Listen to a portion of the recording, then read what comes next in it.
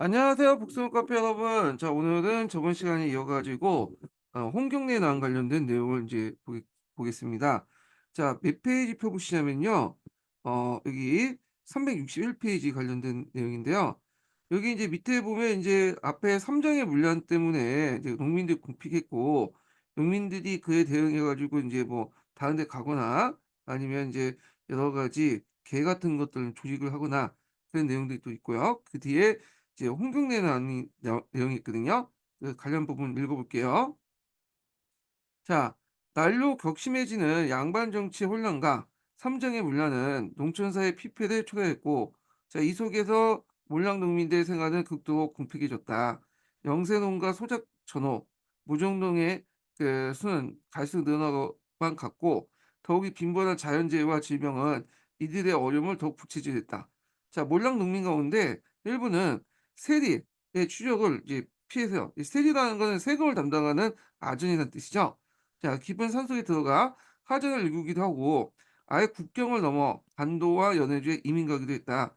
또한 도시나 강산촌, 수공업촌에 틀려들어가 임노동으로 생계를 꾸려나가는 사람도 많았고 한편 사람도 많았다. 한편 다행히 유망을 면할 수 있었던 농민들은 지주와 토우의 압박과 삼정의 수탈에 대처하기 위해서 공동조직을 결성하여 개의 성향이 그것이다.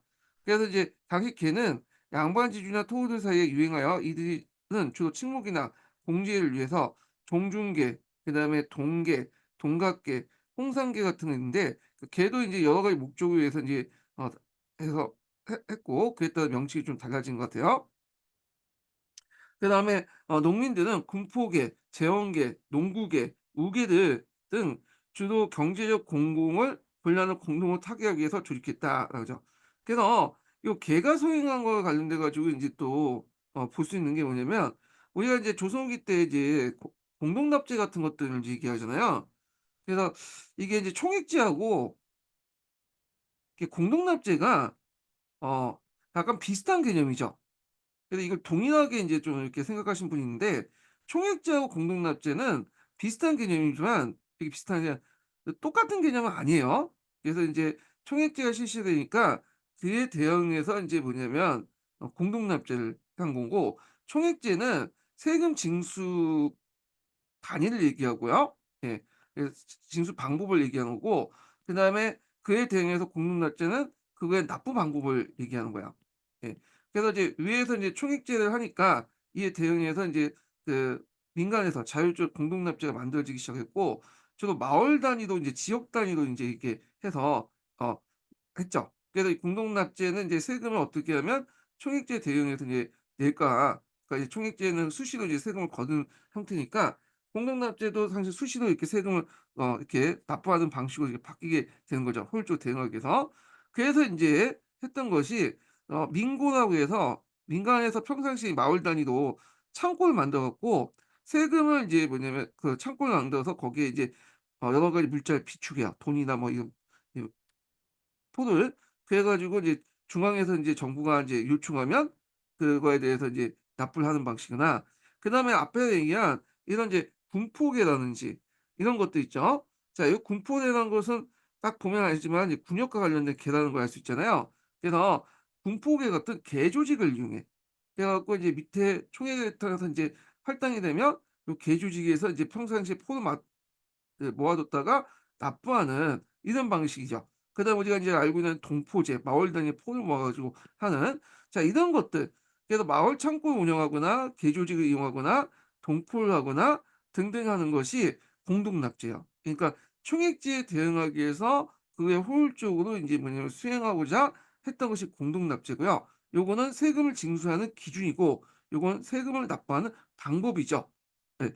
그런데 이제 이 공동납제가 인제 원래 민간에서 했고 이 공동납제 같은 경우에는 좀 이제 자발성이 들어가 있는 거야. 이 총액제는 강제적이지만 물론 이제 완전한 자발성이 들어갔다고는 볼 수는 없지만 그런 것도 있고 그리고 인제 민간에서 자율적으로 이제 했던 거고 나중에 이제 정부 입장을 뜨니까 공동납제가 이제 이렇게 괜찮거든. 지역 단위, 마을 단위로. 그래서 그 일부를 이제 국가 단위로 해 갖고 인제 세금제도를 흡수하려고 했고 그게 숙종 때 이정법이라든지 그다음에 우리가 인제 그 고종 때 흥성대원군이 호포제 실시 전에 잠깐 이제 실시하려고 했던 것이 동포제잖아요. 그래서 이런 마을 단위로 행했던 간행적으로 했던 이런 그 공동납제를 국가에서 제도적으로 이렇게 만들려고 했던 그런 시도였다. 이렇게 이제 이해를 해 주시면 되고, 그래서 이 공동납치의 한 방법으로서 평상시 계조직을 만들어 갖고 이렇게 인제 그 총액에 대비한 그런 계조직을 만들었다. 그중에 대표적인 게 군포개 같은 것도 인제 요기에 해당한다. 이렇게 인제 보시면 되죠. 자, 하여튼 이 계속 읽어 보겠습니다. 자, 이런 농민층의 계가 성행된 것은 양반 지지층의 주도하에 있었던 종래 농촌 자치적인 한약이 이 시기에 와서 그 신분적 성격 때문에 제 기능을 발휘하지 못한 데 크게 있고, 특히 인제 양약 같은 경우에는 제가 이제 나중에 예전에 한약할 때 좀 얘기했는지 모르겠는데, 요때 인제 원래 한약이 상계라고 해서 양반들로 인제 중심으로 인제 구성됐어, 조선 전기 때는. 근데 이제 17 세기 이후에 인제 교화 목적으로 하계까지 이제 일반 평민에까지 항약을 인제 확대시켜요. 그래서 하계가 이제 항약에 포함되는데 18 세기 19 세기 넘어가면 인제 총액제 뭐 공동납제 뭐 이렇게 하니까 총액제 실시하니까 얘네들이 부과한 세금을 하계한테 이제 부과시키려고 인제 했던 거죠. 그러다 보니까 하계가 인제 떨어져 나가게 되고, 실제로 항약은 이제 기능이 상당히 상실됐다. 그리고 이제 이 한약이 이제 그 보통 그 유황소, 항청을 이제 해서 개체되잖아요. 예. 그래서 인제 일종의 이제 항약이 이제 항청에서 개체되고, 항청 자체가 또 부수의 자본기가 전락이 되고 이런 상황과 연결시켜서 인제 좀 보시면 될 것 같고요. 자, 그냥 구황작물, 고구마, 감자는 이 시기에 전래 보급되면서 자, 농민지의 빈궁에 대한 비상 대책이었다. 자, 농촌사회 피폐하는 가운데 농민들의 정치 의식과 사회 의식도 성장하였다. 우선 이들은 현실적인 불만은 운송적 포출되었으니 전국 각지에 일어난 개소와 방소를 이제 한다. 그래서 이제 처음에는 어 약간 민원을 넣었어. 합법적인 방법에서 이제 민원을 넣었는데 그게 안 넣어주니까 이렇게 인제 몰래 방해에 인명 서찰을 인제 붙이거나 이렇게 했던 거죠. 자, 그래서 인제 1804 년에 서울의 사대문에서 간서 비서 비기라고 내부 적고, 안악에서는 이제 이거 항해도 지역이죠. 정부를 인제 비방하는 노래가 유포되었으며, 그 후에도 크고 작은 사건이 빈번하여 민심을 자극시키고 있었다. 자, 농민들의 저항은 여기에 그치지 않고 보다 적극성을 띠어 각체 하적이니 수적이니 하면서 도적이 이제 일어났고, 이들은 이제 뭐 서강당이라든지 패서 군단이라든지 유단이라는 명칭을 가지면서 커다란 조직을 결성하게 되었다. 자, 이러한 농민제의 저항은 마침내 밀란이 발전되었다. 이미 세도 정치 시기 때 시작된 직후인 철 800 년에 경상도 안동에서 60 명의 농민들이 가난을 습격한 후에 한 사건이 발생을 비롯해서 1908년 이후에 한경도 단천, 북천과 개성, 그리고 춘천 등지에서 인제 사건이 계속 일어났으니, 이거는 이제 조선 사회 모순이 농민의 주체적인 어떤 황제로 표출된 것이다. 이렇게 했죠. 보통 우리나라 역사에서 이제 농민 반란들이 일어났던 밀란들이 일어난 시기가 세 시기로 이제 볼 수가 있어요. 첫 번째로는 그 당시 통일신라 말기 때에 있었죠.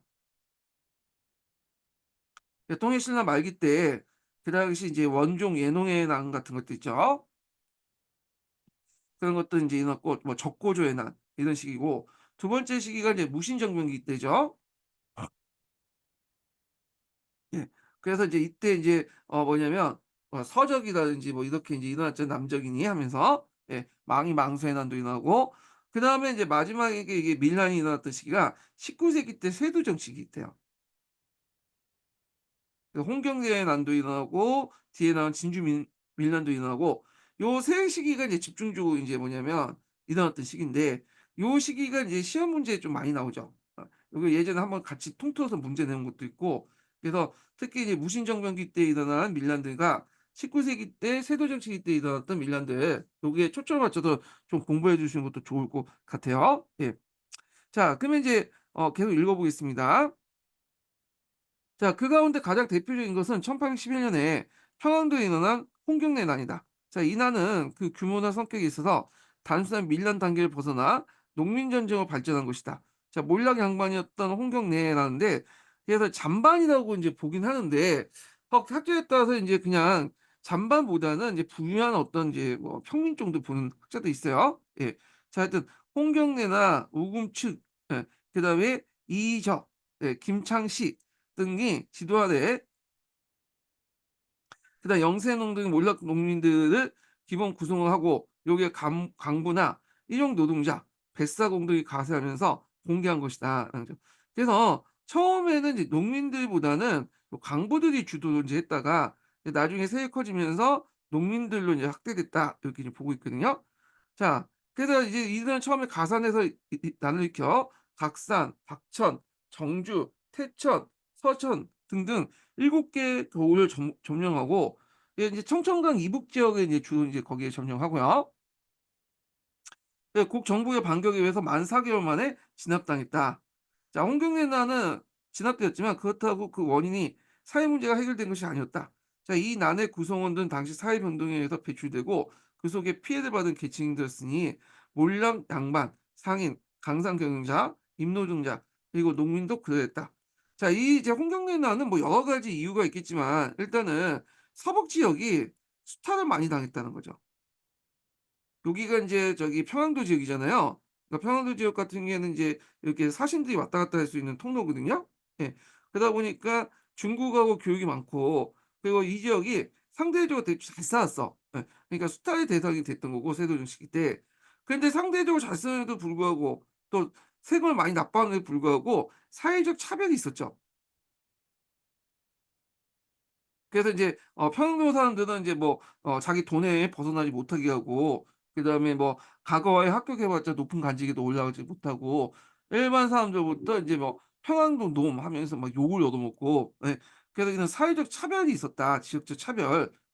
그래서 이런 사회적 차별과 이제 서북 지면의 어떤 이제 뭐냐면 여러 가지 인제 뭐냐면 그 수탈 이런 것들이 겹쳐 갖고 이제 난이 일어났던 거죠. 예. 자 하여튼 세도주의 부패와 특권 어용 사회의 반발 그리고 지주의의 부정이 이들의 사회의식을 고용시키고 투쟁의 대열에 이제 서게 되었다. 자 이런 현상은 전국적으로 만연되고 따라서 밀란은 이외의 각지에 계속 일어나게 됐다. 자 홍경래난이 진압된 이후에 제주도, 용인, 그다음 전주 등지에서 밀란이 계획되었다가 사전에 발각되어 사건이 계속 일어났고 그래서 사전에 발각돼 당한 사건이 계속 일어났다. 또한 1833 년에는 서울에서 요거 예전에 한번 시험 문제 나왔던 건데 그 미국산과 갈리드의 농간에 쌀가게 폭등하자 영세 시민들이 폭동을 일으켰던 사건이 일어났다는 거죠. 그래서 이제 요거는 이제 그 당시 경강상인들이 쌀을 독점하죠. 쌀을 매점 매석하면서 뭐냐면 일어났던 사건인데 이게 쌀 폭동이 일어나요. 그래서 예전에 이제 어떤 식으로 기출문이 나왔냐면 그 신해통공 이후에도 이 물가가 잡히지 않고 오히려 물가를 더 폭등시키죠, 이 도고상인들 때문에. 그래서 인제 이런 경강상들이 도고상이나 도고 행위를 해서 쌀값이 폭등됐다. 그래서 이 때문에 그날 서울에서 폭동이 나왔다라는 내용이 예전에 기출문에 나왔던 거고요. 자 그다음 1841 년에는 그 경주의 농민 수백 명이 서울까지 올라와 한국의 부정을 고발하는 복합상소. 그러니까 복합상소는 대궐 앞에서 엎드려서 올리는 상소문이에요. 그래서 상소문을 받아들일 때까지 계속 엎드려 있죠. 자 그래서 인제 있고 이와 함께 도시민들이나 농민들의 동향을 적극적으로 한국의 방향으로 나가고 있으며 자 이제 밀려는 전국적으로 확대될 수밖에 없었다. 자 그래서 이제 1862년 철종 13 년에 진주 밀란을 바탕으로 해서 삼남 지방을 중심으로 전국 각지에 일어난 난이 있었죠. 이거 임술년에 일어났기 때문에 임술 농민봉기라고 하죠. 그래서 그게 이제 시작이 됐던 것이 이 진주 밀란이야. 그래서 요 관련된 내용이 예전에 22 년도인가 23 년도 기출문제 나왔죠. 그래서 이 도교월 관련돼서 한번 나왔어요. 이거 그대로 예문 따 가지고 이제 나온 거야. 요거 도교이 뭐냐 요거 물어봤죠. 예. 자 하여튼 진주민라는 당시 인제 경상도 우병사에 부임했던 그 백낙신과 그 진주문사 홍경원이 예 탄압으로 인제 시작했고 자 이들은 수년 동안 한국을 부당하게 운영하면서 사기를 치렀을 뿐 아니라 도교를 위해 자신의 포교를 전가하며 요걸 이제 뭐라고 하냐면 이 포교는 뭐냐면 자기가 농땅 그 떼어먹은 거죠. 그래서 이제 포옹이라고 해. 유용하거나 행용했던 부분을 요 도결에다 집어넣은 거야. 그러니까 포옹이 도결이 아니라 독일은 인제 뭐냐면 인제 세금을 토지 기준해 갖고 걷는 거잖아요. 그래서 19 세기 때 전반적으로 일어났던 거고, 그래서 예전에 인제 전세뿐만 아니라 분포나 호 단위로 걷던 거나 헌물로 걸었던 거 있죠. 예. 그래서 이제 이런 것도 사람 단위 인을 걷던 군역도 이렇게 공납이라든지 군역 이런 것도 인제 뭐냐면 독일로 이렇게 집어넣는 토지를 가지고 걷는 정결세들이 이제 등장했고, 게다가 이제 총액제 부족하는 그 부분도 걷고, 그다음에 자기가 인제 뭐야 땡 어 횡령한 부분, 이 포함 부분도 도교대에다 집어넣어 거뒀어요. 예. 그러니까 이제 토지가 이제 상당히 뭐냐면 '토지에 집중을 걸었다.' 이렇게 이제 보시면 될 것 같고요. 그래서 요게 인제 시험 문제에 나왔던 거고, 독일. 그래서 농민이 개발한 개간지나 강산의 불법이다 하여 돈을 강탈하는 것 등 갖은 비행을 저질렀으며, 드디어 그 지방의 잔반 출신이었던 뭐 유 유계춘이라든지 김수만이라든지 이기재 등의 무리들 모아 반란을 일으켰던 것이다. 자, 이런 진주성을 점령하고 평소에 악질로 지목되었던 강리 인제 그 간산 그 악덕 관리, 어 그 아전 이런 얘기죠. 그 수명을 태워 죽이기까지 이뤘는데, 이에 정부에서는 백남식과 홍병호를 파직하는 등 반란군을 진압했다라는 거죠.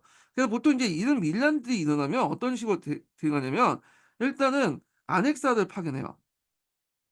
뭐 군대를 파견하는 것도 있어요. 예. 그래서 처음에는 군대를 파견해 갖고 막 진압하는 방식으로 했는데, 이제 문제가 있죠. 왜냐면 이게 전국적으로 일어났고, 이 반란 자체가 이제 뭐냐면 뭐 정부를 타도하기보다는 삼정의 문란 같은 이제 이런 지방 간의 포악 때문에 일어난 거잖아요.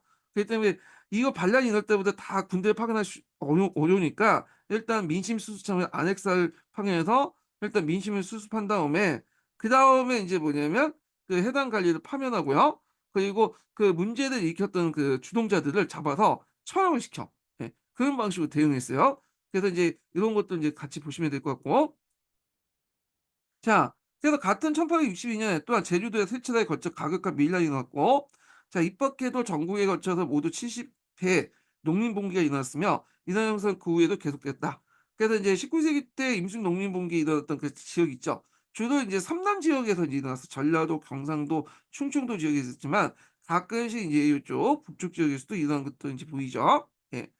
자, 그래서 인제 이들 밀란은 어느 지역에서 모두 삼적의 문란이 집중적으로 동기화 되었으며, 요 삼적의 문란 관련된 내용이 예전에 기출문제에 나왔죠. 예전에 임순농민 봉기가 일어났던 뭐냐면 "경제적 원인을 쓰시오." 이렇게 했잖아요. 그래서 그 규모나 양상도 비슷하나 처음에는 문서로 10 번에 걸쳐서 인제 10여 차에 걸쳐서 강청에 호소에다가 그걸 받아들이지 않으니까 실력 행사하는 것이다. 이때 농민들은 농기구나 죽창을 들고 간청에 습격하여 포족이 된 수령과 아전을 죽이고 조세 문서를 불지르겠다. 근데 요거는 약간 좀 설명이 필요할 건데, 아전까지는 이제 뭐 죽일 수는 있는데 수령은 그렇게 많이 안 죽였 이게 수령을 죽였는지 모르겠는데, 대개 보면 이제 이런 그 폭동들은 좀 한계가 있어요. 이 봉기 때는 주로 이제 9년 단위의 봉기가 주로 있고, 9년 단위로 넘어 갖고 뭐 자기들이 연대끼리 해 가지고 전국적인 밀란, 하나의 조직체가 이제 동학농민운동처럼 이렇게 이제 한 것도 아니에요. 예. 그리고 대개 보면 수령을 죽였는지 안 죽였는데 대부분은 쫓아냈죠. 왜냐하면 아직까지 이들은 조선 왕조에 대한 믿음과 충성이 있었어요. 그래서 왕은 좀 제대로 정치하려고 했는데 그 밑에 있는 애들이 인제 정치에 농간을 펴 가지고 못 했다. 그래서 차마 이제 왕이 파견한 수령을 죽일 수는 없어 갖고 수령을 잡아다가 몇 대 때린 다음에 저쪽 그 군현 경계받고 이 갖다 쫓아내는 그런 형식이었거든요. 그래서 수령까지 죽였다는 건 좀 약간 좀 과장된 것 같아요, 여기는. 예. 제가 알기로는 그게 좀 내용이 좀 약간 과장된 내용 같아요, 제 생각엔. 물론 뭐 1-2명 죽일 수도 있겠지만 그렇게 이제 뭐 많이 죽이지 않았다. 예. 그래서 이제 뭐 안 죽였다 이렇게 볼 수도 있고, 예, 하여튼 넘어갈게요. 자, 전국에서 이제 산발적으로 일어난 밀란에 대해서 정부는 종래 홍경단에서 보여준 같이 무력에 의한 토벌을 계속할 수만은 없었다. 이게 곳곳에 일어나니까 이게 인제 다 군대를 파견해서 진압할 수 없었죠. 그래서 그동안 강경 일본들의 처리 방식이 오히려 사태를 악화시킨다는 걸 알고, 또한 사실상 군사력 동원에도 어려움이 있었기 때문이다. 자, 이 정부는 해율책을 써서 먼저 선무사라든지 안핵사를 파견했죠. 그래서 이제 "백성들의 요구를 한번 들어 줘. 그리고 말썽난 간이나 아전들을 파직 유배시킨 다음에 그다음에 이제 난이 좀 가라앉으면 난의 주모자를 처형하는 방식으로 했다. 그러나 이것은 한낱 미봉책에 불과했기 때문에 정부에서는 보다 근본적인 해결을 책을 마련하기 위해서 삼정 개선을 인제 정부에 포고를 했죠. 철종이 전국 각지에 이 삼정을 어떻게 개선할 것인가를 물어봤어요. 구원을 하죠. 예. 그래서 인제 이런 구원에 응해 가지고 인제 했던 것을 응지상소라고 해요. 예. 그래서 이제 구원에 대한 교지를 구원이라는 것은 그 백성들이나 그 신하들에게 의견을 듣는 거예요. 이걸 이제 교지로 내린 거야, 전국적으로. 그래 갖고 "한번 의견을 대라." 그래서 이 교지에 응해 가지고 뭐냐면 상소가 올랐어요. 이게 응지상소라고 해요. 응지상소.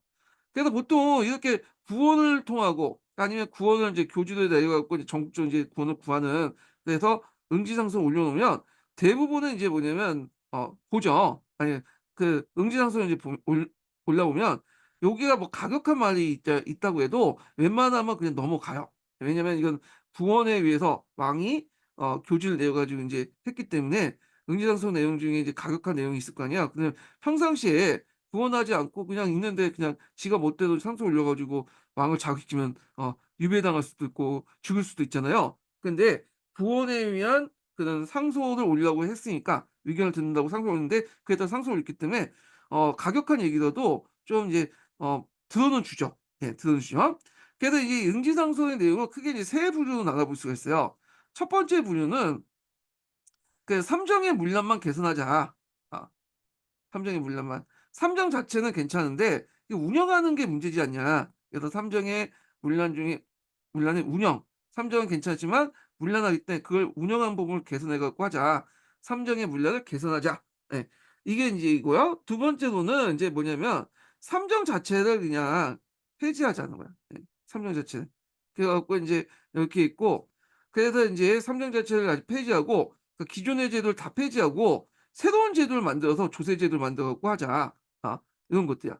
그래서 세 번째는 뭐냐면 요거는 보니까 근본적인 게 뭐냐면 지주존엄제의 모순이다. 그 신분제의 모순 때문에 그런다. 그 신분제와 지주제를 개선하자는 거야. 그래서 정리해서 드리면 제일 인제 흔한 것은 삼정은 그 지금 제도 삼정의 제도는 괜찮고 운영 방법에서 문제가 있기 때문에 이걸 개선하자는 거고, 여기는 아예 삼정 자체가 이제 문제가 있기 때문에 새로운 이제 조세 제도나 이런 거 만들어 갖고 운영하자. 세 번째는 이제 지주존엄제도 아예 인제 뭐냐면 이렇게 그 개선해서 근본적인 문제를 이렇게 해결하자는 거죠. 예. 자, 그래서 인제 이 당시 인제 그 박 교수의 건의를 받아서 그 당시 이제 그 만든 것이 삼정 이정청이죠. 그래서 이 삼정 이정청 이렇게 외워 두세요. 이것도 예전에 기출문제 나왔죠. 그래서 이제 삼정 이정청을 두어서 구체적인 개선안을 마련하도록 했다.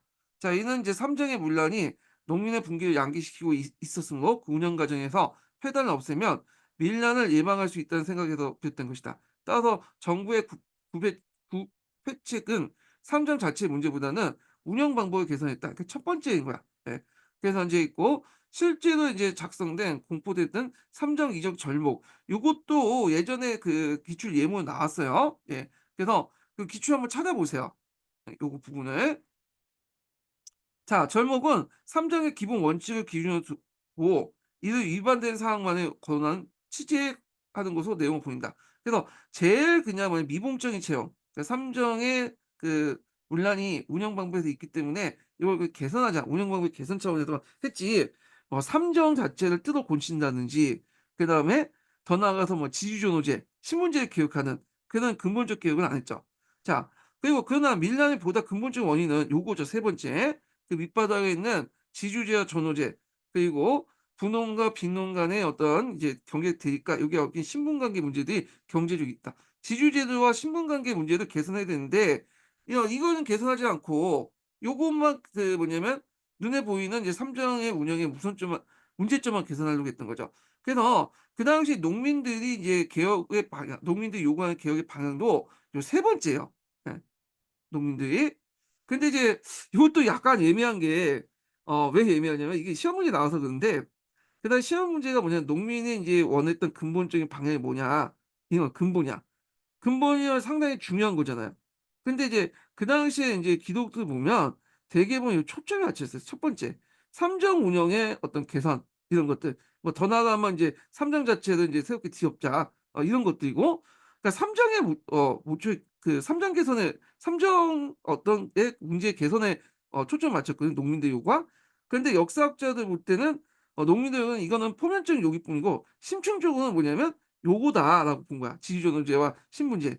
그래서 이제 농민들의 그 역사적 방향은 이 표면적으로 보이는 게 아니라 요거 지주존엄제의 개선을 이제 요구를 한 거다. 이렇게 인제 해 갖고 아마 답이 그런 식으로 이제 결정을 한 것 같아요. 왜냐면 거기에 근본이라는 말이 나오거든. 표면적인 게 아니라 눈에 보이는 이제 그 농민들의 요구가 아니라 그 눈에 보이지 않는 그 밑에 있는 근본적인 것들이 무엇이냐인 거죠. 그래서 한 통이나 뭐 다른 책에 보면 다 그런 맥락에 썼기 때문에 제 생각에는 어떤 근본적인 원인을 찾아라 하면 여기에 삼정 물량보다는 지주존엄제 그다음에 신분제 요게 쓰시는 게 좋을 것 같아. 근데 단순히 "원인이 뭐냐?" 물어본 거예요 예전처럼. 그러면 "삼정의 문란, 경제적 원인이 뭐냐?" 이렇게 나올 수 있죠. 근데 거기에 이제 2002 년도 문제인가요? "근본적인 방향이 뭐냐?" 뭐 이런 식으로 했기 때문에 이거는 인제 그 지주존의 모순과 그 당시 그 신분제의 어떤 개선을 요구했다. 이런 식으로 이제 쓰셔야지 답이 될 것 같아요 제 생각에는요. 예.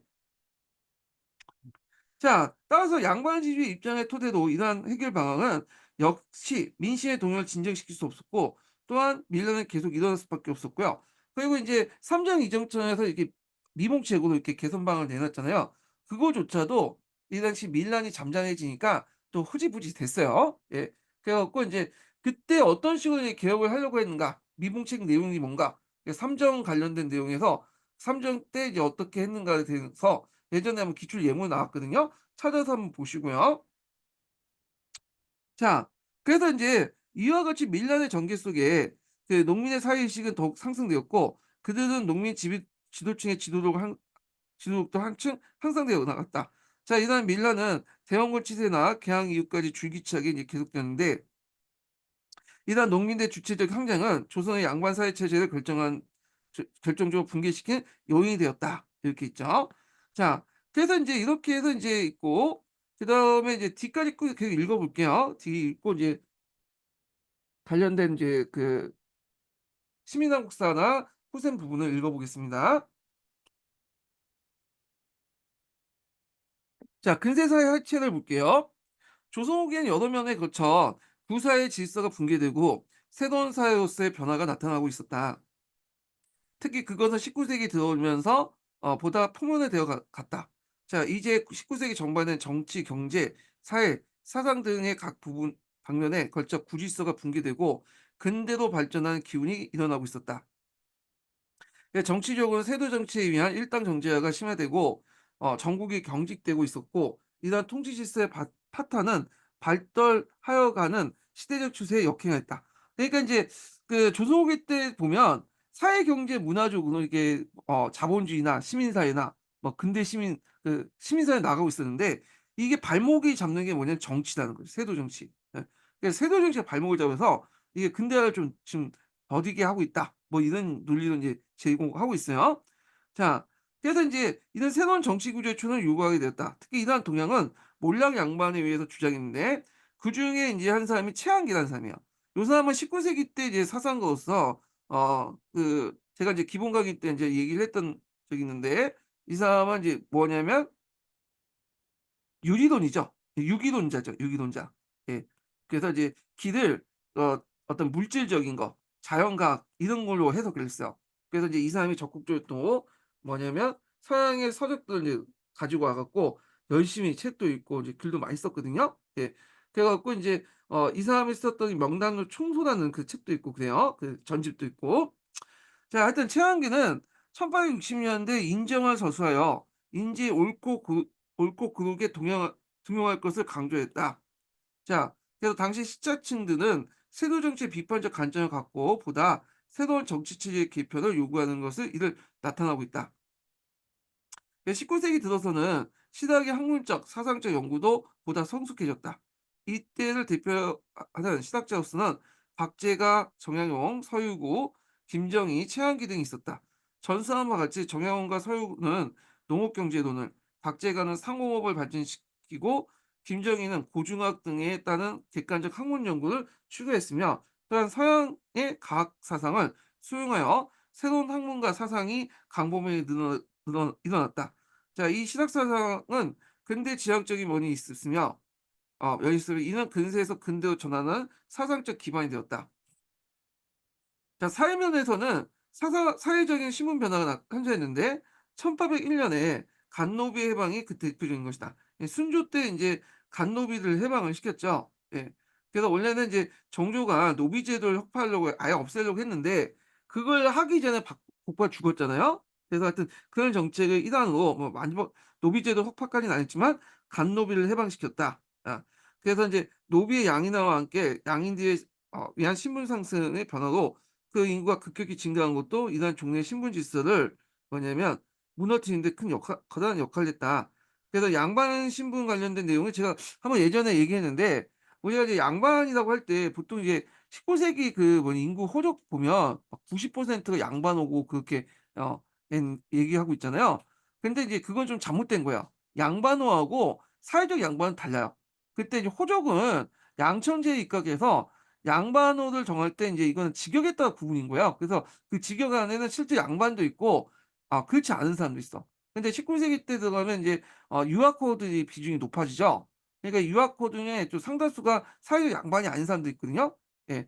그래서 이제 이런 사람들 고려하면 양반호에 속했다고 해서 90%가 다 양반이다. 그렇게 계산할 수 없다는 거죠. 그래서 학자들은 보통 사회적 양반으로서 인제 인정받는 사람들 있죠. 3대 안에 뭐 속가 정도 합격하고 천금록이나 뭐 이런 것도 인제 등록돼 있고 그 정도의 인제 우리가 생각하는 양반은 전 인구의 한 10% 안쪽 라고 보시면 될 것 같아요. 조선 전기보다 늘어났지만 우리가 생각하는 그런 교과서에 나와 있는 뭐 70-80% 정도가 다 양반이었다. 이렇게 이제 보기엔 힘들다는 거죠. 자, 또한 양반 사회에서 분화했던 중위층과 서울 계층이 대두된 것도 신분 사회를 해체하는 계기가 되었다. 자, 요게 유수원의 이제 신분 개혁 사상 등 시각자들의 선각적인 신분 의식이 기반을 제공했다. 자, 이러한 신분 변화는 한촌 사회 질서에도 변화를 초래했다. 그래서 우선 종래 유양수가 두 가지 면에서 변질되었는데 그 하나는 유양수가 주로 이제 향촌을 불려줬고 이 유양소는 이제 그 향청이 불려진 게 선조 말년이죠. 예. 그래 갖고 인제 이때 유황수를 견지하는 게 경제소였어요. 근데 경제소가 인제 폐지되면서 이게 뭐냐 유황수의 유황수가 향청이라고 불려져. 왜냐하면 향약이라고 인제 있죠. 향약이 개체된 곳이 인제 유황소인데 이제 유황소가 개체된 곳이 돼서 이게 항청이라고 한다. 그래서 항청이라고 불려진 거는 선조 말년에 경제소가 폐지되고 나서 향청이라 불려졌다. 이렇게 이제 보시면 되고 자 그래서 수령의 명령 밑에 예속된 지방 행정에 편제되어 그 자치 기능이 약화됐다라는 거죠. 요게 인제 이 현상이 18 세기 때 일어나요. 18 세기 때. 그래서 향전이 일어나잖아요. 부왕과 신앙이 일어나고 그때 돈 많은 신앙을 이제 수령이 지원해 주면서 신앙들이 인제 그 항약을 장악하죠, 항청을.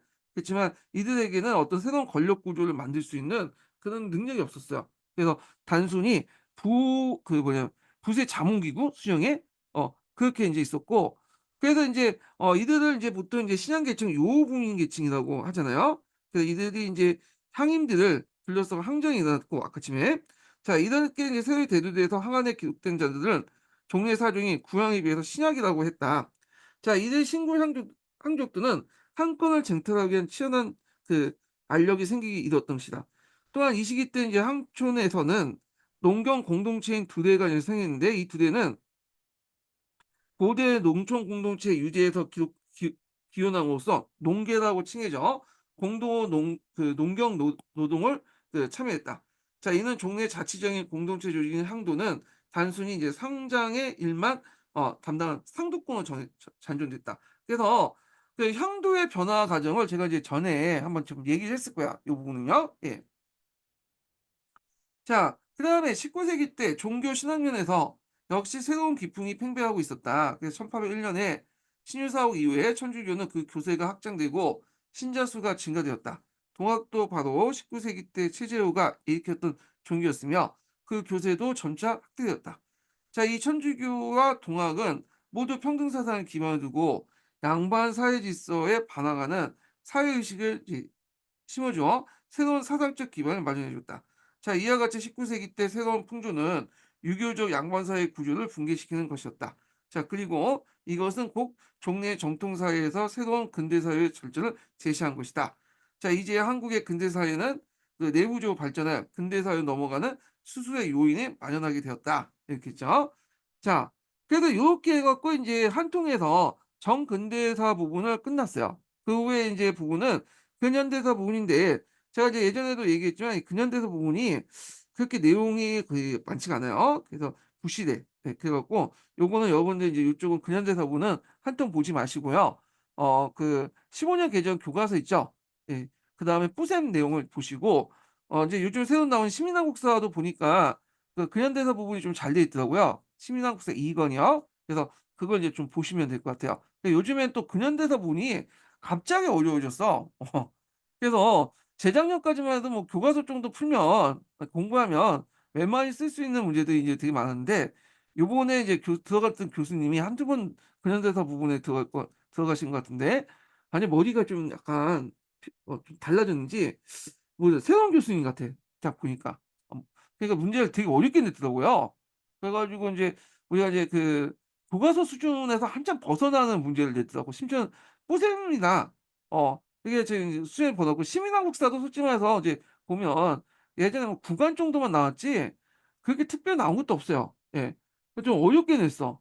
방어전 내용도 뭐 그냥 어렵게 풀어 갖고 냈고, 그 어려운 부분 내서. 그래서 모르겠어요. 하여튼 내년에 또 들어가신 교수님은 또 뭐냐면 또 예전처럼 15년 개정 교육 과정을 또, 아 15년 개정 교과서를 낼 수도 있겠죠. 왔다 갔다 하니까 이게 정확히 예측할 수 없는데, 일단은 이제 시민한국사 부분을 이제 이거 끝나고 나서 정근대사 부분은 시민한국사 부분을 중심으로 해 갖고 좀 약간 심층되는 어떤 근현대사 강도를 또 해 볼까 합니다. 예. 그래 갖고 작년까지는 교과서를 했는데 교과서 수준 이상으로 나오니까 좀 그걸 대비할 필요가 있겠죠. 뭐 올해는 그렇게 뭐 또 안 나오더라도 또 2-3년 후에 또 그 교수님이 또 들어오면 그런 식으로 또 문제를 낼 수 있다고 생각을 하거든요. 예. 그렇게 인제 봐 두시고요. 인제 마지막 인증번호 알려드릴게요. 마지막 인증번호는 28 번입니다. 예. 28 번입니다. 자, 오늘은 여기까지 할게요. 제가 지금 좀 강의를 좀 그 앞에 기본 강의 시간을 좀 늦게 시작해 가지고 지금 9시 30분 정도 돼 가지고 저도 내일 학교에 가기 때문에, 예, 일단은 오늘 여기까지 하고, 아마 다음 시간에 다음 주에 인제 근현대사 정근대사 부분은 끝날 거라고 보고 있거든요. 그래서 요 관련된 이제 시민한국사 부분하고 후셈을 읽고 끝내겠습니다. 다음 주에요. 예. 오늘 강의 들으셔서 수고하셨고요. 예. 다음 주에 뵙겠습니다.